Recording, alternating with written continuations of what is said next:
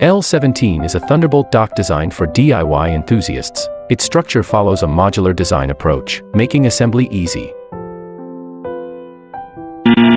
This product is only compatible with computers equipped with Thunderbolt ports and USB 4 ports. This product cannot be used on laptops with Thunderbolt 1 and Thunderbolt 2 ports. This product cannot be used with USB 2.0, USB 3.0, USB 3.1, or USB 3.2 ports. This product is not compatible with Thunderbolt 2 converters. Thunderbolt ports are usually marked with a small arrow symbol, an icon like this. If the Type-C port has such an icon, it is not a Thunderbolt port.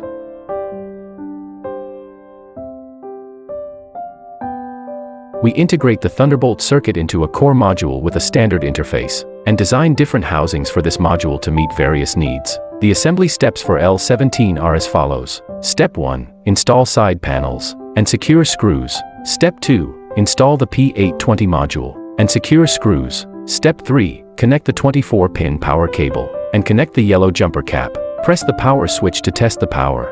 Step 4. Assemble the power supply and secure screws. Step 5. Install the graphics card and secure the graphics card screws. Step 6. Connect the PCIe power cable for the graphics card.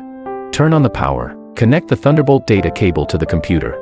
The Thunderbolt Control Center will prompt you about the new device connection, requesting approval. Please click on it and set it to Always Connect. Click OK. Open the Thunderbolt Control Center. The device is now connected.